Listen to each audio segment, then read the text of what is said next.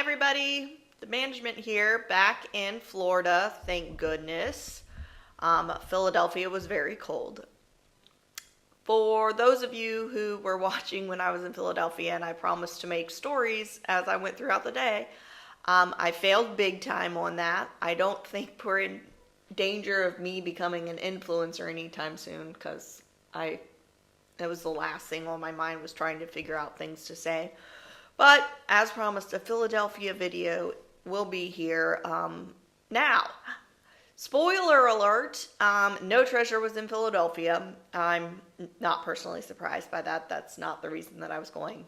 But I did experience some joy, and I had a lot of fun while I was there. I had the best Caesar salad of my life. I also saw a lot of the historic sites, which is actually why you're here, not to hear about what food I like to eat.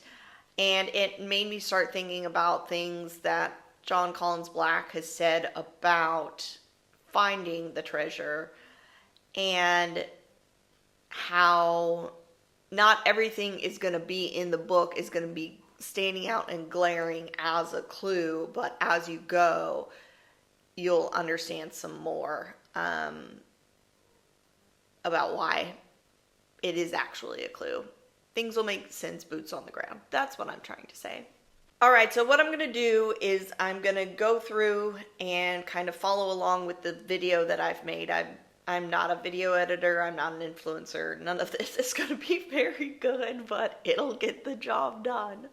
I had to get it done. I promised you guys a Philly video, so here it is. I'm just going to make one. It's a compilation of all the clips and photos that I took of the historic sites along the way, and then I'm just going to kind of narrate and do the Morgan Freeman thing on how I feel about how it could possibly relate to the treasure hunt, or ways that I'm thinking about applying history and science and puzzles and ciphers and all of that to the thought process for solving the treasure hunt. So I hope you enjoy it. Hope it's helpful. Let's go. Alright, so I'm going to kind of start off here with the end, which makes no sense, but this is one of the biggest aha moments I had as far as what is the scale that we are considering when we're considering clues, right?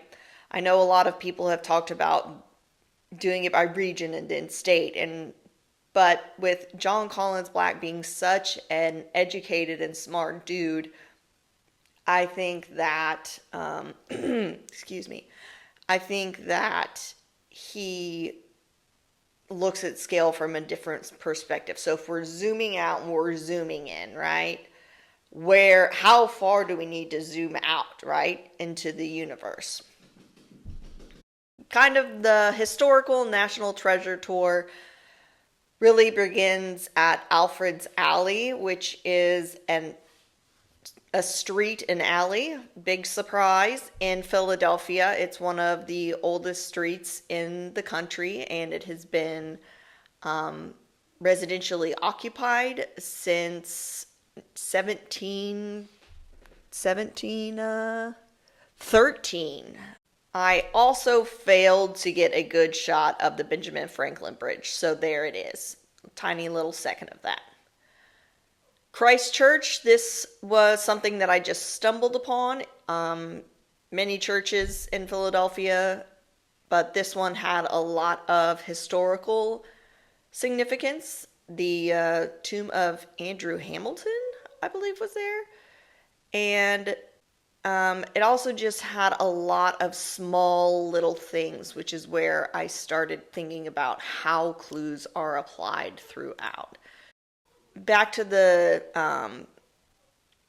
historical marker site, that number 1727 just jumped out to me from the Appalachian Trail map.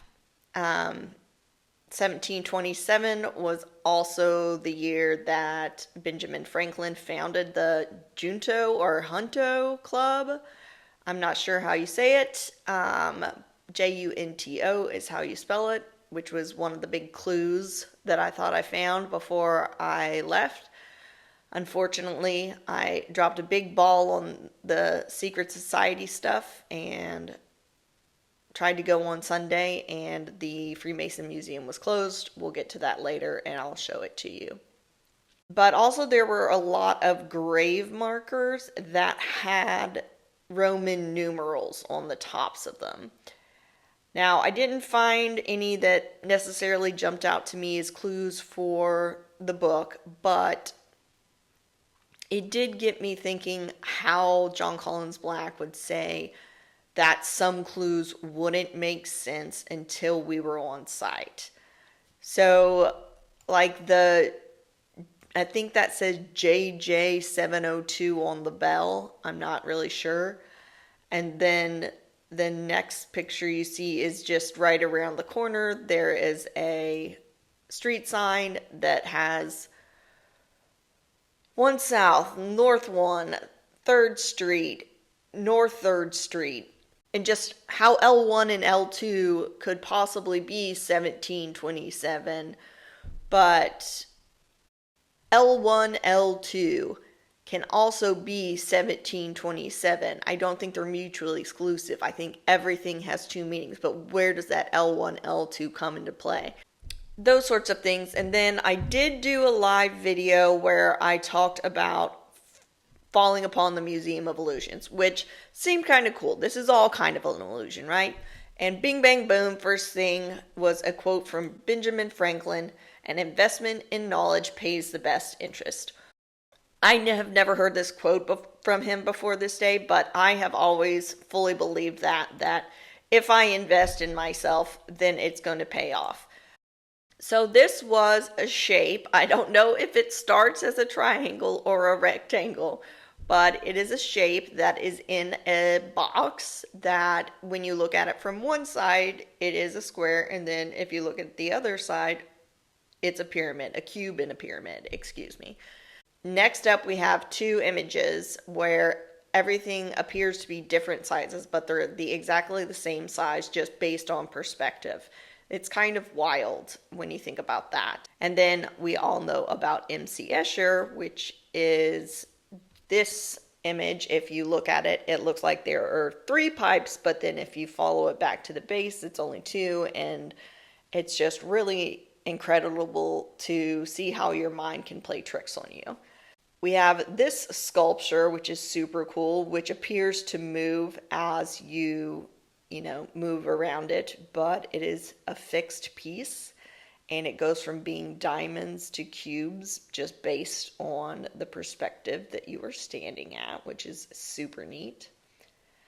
We also have a twirling tunnel tube thing, which I actually had fallen down in one of these in Universal in the Beetlejuice room a couple years ago. It makes it seem like the whole room is spinning and you're completely on flat ground, but it's a total mind fuck, and you just feel completely off kilter. And I had to take my time to walk through there because the way that the room and the lights and everything spin makes you feel like you're on uneven ground. It's pretty wild.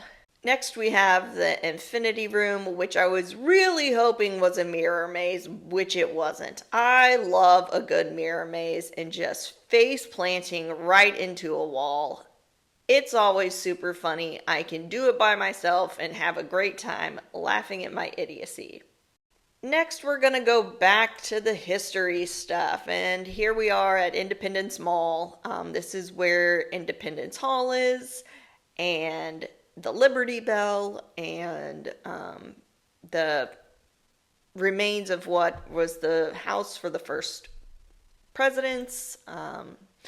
And it talks a lot about how America was built on the backs of others. And then I actually didn't get in to go see the Liberty Bell because there was a line and it was cold, and I am not about standing outside in cold in lines to see a replica of the original anyways. So I just made my way over to Independence Hall, snuck in there. I'm not going to pay for something that tax dollars provides for, and is a historical monument of our country. So Independence Hall, there's two main chambers. First we have the courtroom, and then we have the hall where the actual Declaration of Independence was signed, which was pretty cool. But it had some really amazing architecture, and I like to always take a lot of pictures of these small details as a person who is a fan of architecture and art history. It's always interesting. Plus, if I do get something, I want to be able to look back and go, oh yeah, let me look in my pictures and see anything. So outside of Independence Hall, this actually turned out to be quite a cool picture, I think. But there was this statue pointing, and I took a note from Angels and Demons on this one, and so it was this Commodore for the United States Navy, father of the United States Navy, cool. And he was pointing, but what he was pointing towards was the Penn Mutual Life Insurance Company. Now, I have a sneaking suspicion that this was not always the Penn Mutual Life Insurance Company building. So that's on my list of things to research. What is this guy actually pointing at if we're going Angels and Demons style and things are pointing to each other? Right across the street we have Washington Park, which was pretty, basic park, trees and a walking path, or Washington Square is what it's called. And then, but it did have this one statue, which I'm always very impressed by, these giant bronze iron statues. I just think they're wildly cool, and I like to take pictures of them and then never look at them again. There was also an eternal flame, which had an inscription on it. Eternal flames are super cool as well.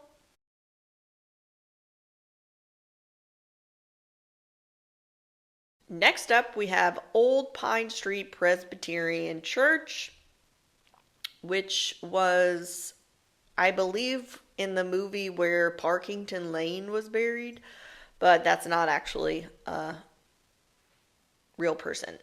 So big shock, fictional movie.